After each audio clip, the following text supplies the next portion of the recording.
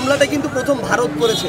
আমরা যখন পেহেলগামে হামলাটা দেখি, কোনো রকম প্রমাণ ছাড়া ভারত যদি বলে যে পাকিস্তানের এই পাকিস্তান দায়ী, পাকিস্তানের এই অংশটা দায়ী, আগে প্রমাণ উপস্থাপন করতে হবে। ভারত আমাদের পার্শ্ববর্তী দেশ, তার পাশেই পাকিস্তান। এই দুইটি দেশের মধ্যে যদি এরকম একটা যুদ্ধের কোনো পরিস্থিতি দাঁড়িয়ে যায়, সবচেয়ে বেশি তৃতীয় দেশ হিসেবে যে দেশটা ভুক্তভোগী হবে সেটা হলো বাংলাদেশ। আমরা আমাদের জায়গা থেকে কখনোই প্রত্যাশা করি না যে আমাদের পার্শ্ববর্তী দুইটি দেশের মধ্যে যুদ্ধ লাগুক। তার উপরন্তু এই দুইটি দেশ হচ্ছে পারমাণবিক শক্তিধর দেশ। এবং এখানে আরেকটি গুরুত্বপূর্ণ বিষয় হচ্ছে, দুইটি দেশের মধ্যে ধর্মীয় দিক থেকেও কিন্তু মুখোমুখি অবস্থান মাঝে মাঝে আমরা দাঁড়াতে দেখেছি। আমরা উপমহাদেশের রাইভালরি যখন চিন্তা করি, ইভেন ক্রিকেট ম্যাচের ক্ষেত্রেও আমরা দেখি যে এই দুইটি দেশ মুখোমুখি দাঁড়িয়ে যায়। তো এই জায়গায় আবার আপনারা দেখবেন যে ভারতের যে প্রধানমন্ত্রী নরেন্দ্র মোদী, আমরা মাঝে মাঝেই তার বিভিন্ন কথায় কাজের মধ্যে উগ্র সাম্প্রদায়িকতার ছোঁয়া পাই। তো সেই জায়গা থেকে আমরা কখনো এটা প্রত্যাশা করি না যে আমাদের পার্শ্ববর্তী দুইটি দেশ যে কোনো কারণেই হোক না কেন তারা যুদ্ধে জড়িয়ে পড়ুক। তাদের সাথে শুধু আমাদের বাণিজ্যিক আন্তর্দেশীয় সম্পর্কটা গুরুত্বপূর্ণ নয়, পাশাপাশি পরিবেশটাও তো গুরুত্বপূর্ণ। আমরা দেখেছি যে এর আগে পৃথিবীতে বিশ্বযুদ্ধ বলি, বিভিন্ন আন্তর্দেশীয় যুদ্ধ বলি, যেখানেই হয়েছে পার্শ্ববর্তী দেশগুলো ক্ষতিগ্রস্ত হয়েছে, এর প্রভাব পড়েছে।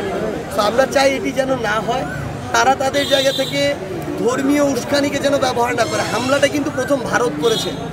আবার আমরা যখন পেহেলগামে হামলাটা দেখি, কোনো রকম প্রমাণ ছাড়া ভারত যদি বলে যে পাকিস্তানের এই পাকিস্তান দায়ী, পাকিস্তানের এই অংশটা দায়ী, আগে প্রমাণ উপস্থাপন করতে হবে। সেই অনুযায়ী আন্তর্জাতিক আদালত আছে, কিংবা এরকম অনেক সংস্থা আছে যে জায়গায় প্রমাণসহ উপস্থাপন করতে পারে, ওই অনুযায়ী বিচারের আওতায় আসবে।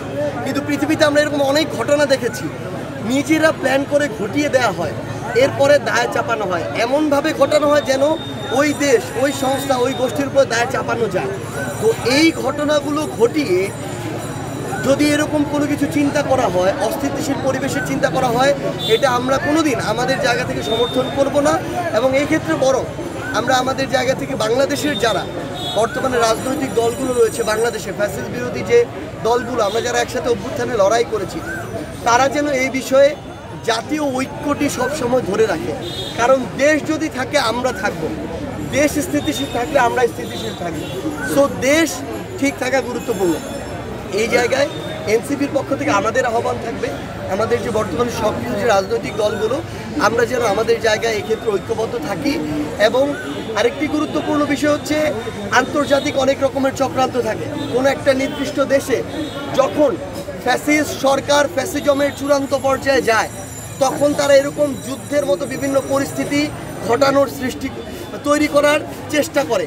কারণ এর মাধ্যমে দেশ যখন অস্থিতিশীল পরিবেশে যায়, তখন ওই ফ্যাসিস্টদের বিরুদ্ধে কথা না বলে জনগণ যুদ্ধ নিয়ে ব্যস্ত থাকে, বা যুদ্ধ থেকে কিভাবে নিজেদের বাঁচানো যায়, ক্ষয়ক্ষতি কিভাবে বাঁচানো যায়, ওই পর্যায়ের দিকে যায়।